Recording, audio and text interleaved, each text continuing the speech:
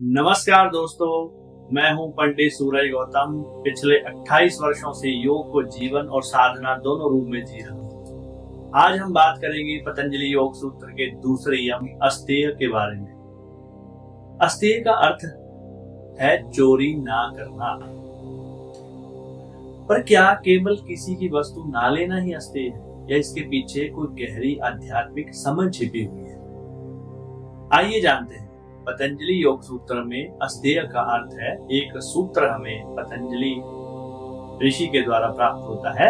अस्तेय प्रतिष्ठायाम सर्वरत्नोपस्थानम, अर्थात जब साधक अस्तेय में दृढ़ होता है तब सभी रत्न संपदाएं स्वयं उसके पास आ जाती हैं। यहाँ महर्षि पतंजलि कहते हैं कि जो व्यक्ति दूसरे की वस्तु, अवसर या सम्मान की चोरी नहीं करता, उसके जीवन में समृद्धि अपने आप आने लगती है। एक बहुत ही इंटरेस्टिंग कहानी माली और मोती का फूल है। एक समय की बात है, एक बगीचे में दो माली काम करते थे, राम और श्याम।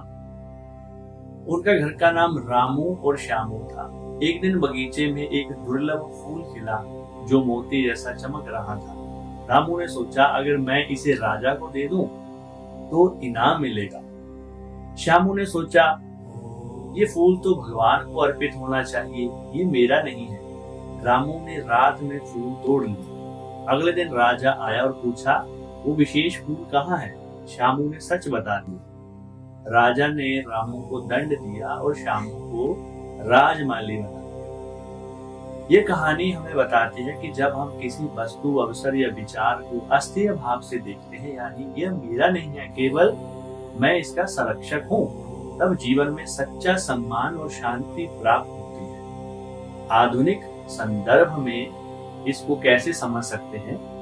एक अध्ययन के अनुसार, अध्ययन अमेरिकन साइकोलॉजिकल एसोसिएशन 2023 में ये पता चला कि 70% कार्यस्थलों पर क्रेडिट स्टीलिंग, यानी दूसरों के विचारों का श्रेय लेने की समस्या देखी गई है। इसमें टीम में तनाव और प्रोडक्टिविटी दोनों पर नकारात्मक प्रभाव पड़ता दिखाई दिया।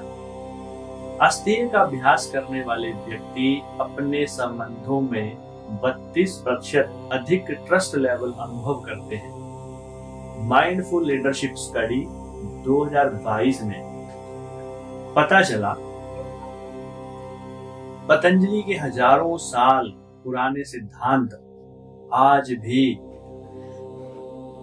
कॉर्पोरेट जगत और सामाजिक जीवन में भी उतने ही प्रासंगिक हैं। एक प्रैक्टिस आप कर सकते हैं। अगर आप अपने जीवन में अस्तेय को लाना चाहते हैं तो 3 छोटे छोटे अभ्यास करें। सबसे पहले कृतज्ञता, ग्रेटिट्यूड जर्नल लिखिए। हर दिन लिखिए, आज मुझे क्या मिला जिसके लिए मैं आभारी हूँ। ये मन को तुलना से मुक्त करता है। समय की ईमानदारी रखिए। किसी की बात काटना, देर करना या झूठा वादा करना भी समय की चोरी करना है। इसे ध्यान से पहचाने। ध्यान में मन से कहें, मैं पर्याप्त हूं, मुझे जो भी मिला है वही सर्वोत्तम है। अभी हम निष्कर्ष के रूप में जानते हैं, अस्तेय केवल चोरी ना करने का नियम नहीं है, यह संतोष, विश्वास और आत्म सम्मान की साधना है। जब हम दूसरे की वस्तु, विचार या सम्मान नहीं लेते तो ब्रह्मांड हमें वही सब लौटाता है, कई गुणा करके। इसलिए अपने योग मार्ग में अस्तेय को आत्मसात करें, क्योंकि सच्चा योग वही है जहां मन शांत और हृदय संतुष्ट हो। आज का वीडियो कितना अच्छा लगा कमेंट करके जरूर बताइएगा, और अगर आपको ये वीडियो पसंद आया हो तो इसको लाइक और शेयर भी कीजिए। फेसबुक पे अगर आप देख रही हैं तो इसको फॉलो भी कीजिए।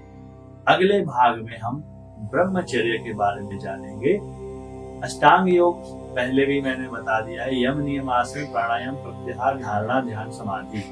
अगले भाग में हम यम के अंतर्गत ब्रह्मचर्य के ऊपर जानेंगे। तब तक दीजिए इजाजत।